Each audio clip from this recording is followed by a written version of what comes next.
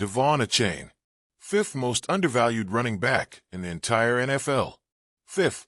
And still, somehow, the conversation around him always feels like it's stuck in neutral. He burns past defenders like they're traffic cones, turns busted plays into highlight reels, but you'd think he was just another cog in the machine. That's the thing, though. Achane doesn't play like a bargain. He plays like a threat. And yet, because of that rookie deal, he ends up being discussed as a value. That word feels cheap, doesn't it? Still, if we're talking bargains, let's do it right. Because there's more than just Achane quietly carrying this team, while others collect checks for standing on the sidelines. Zach Sealer. How is he still flying under the radar? He's the kind of player you barely notice until he wrecks a game plan, and by then it's too late. He brings it every down, doesn't pout, doesn't posture, just disrupts. That contract, stupidly low for the kind of impact he brings, but hey, it works in our favor. And then there's Kader Kohou. No one drafted him. Zero expectations. But he stepped into a starting role like he belonged there from day one. He's not flashy, not loud, but he plays like the job is personal. And Brandon Smith? People barely mention his name in the same breath as the big names, but he's always there, always in the mix. You start to realize this roster has layers. Guys you don't think about, who end up doing the heavy lifting. Then there's Storm Duck. Undrafted, yeah. But if you watched college ball, you knew he had that quiet grit. Not the kind that wins headlines. The kind that earns respect in the locker room. If the draft breaks a certain way, he's not just making the team, he's making plays. But fine. Let's flip it. Let's talk about the other side. Overpaid. Overhyped. Over it. Bradley Chubb. That contract is a monument to hope over evidence. For what they're paying him, you expect fire. Instead, you get flickers. Maybe it's the system. Maybe it's the injuries. Maybe it's both. Maybe it's something else entirely. But the return on investment? Not good. And what's worse, he disappears. Not just on the stat sheet, but in the moment. You're watching a big third down, and you're scanning for two. He's not there. That's a problem. Channing Tindall? What happened? A high pick. Plenty of hype. And then silence. Has he even played a real snap that mattered? The guy has the tools, no doubt.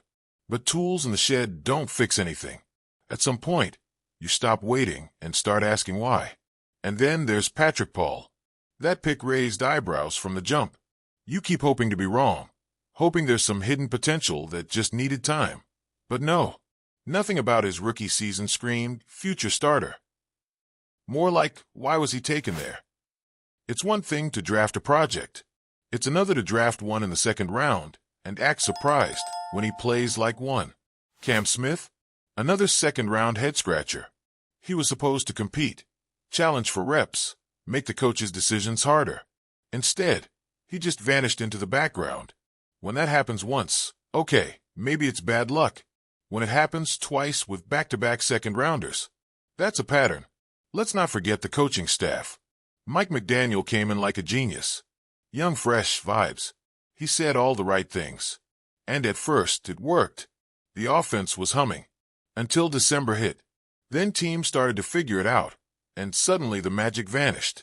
That beautiful chaos he orchestrated? Solved.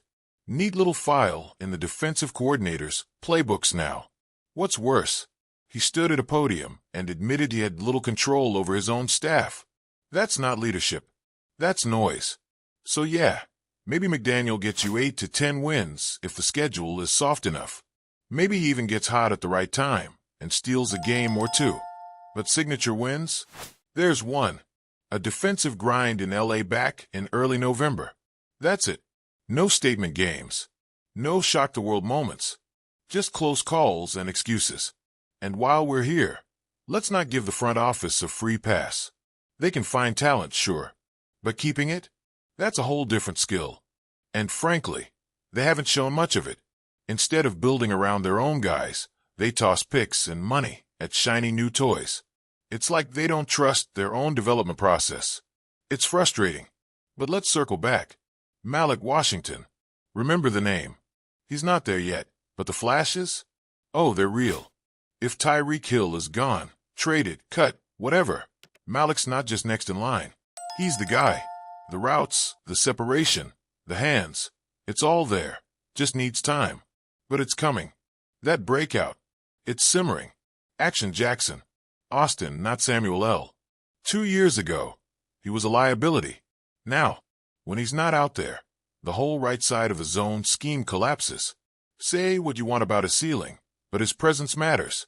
A lot. That kind of turnaround doesn't happen often. So maybe, just maybe, we judged him too soon.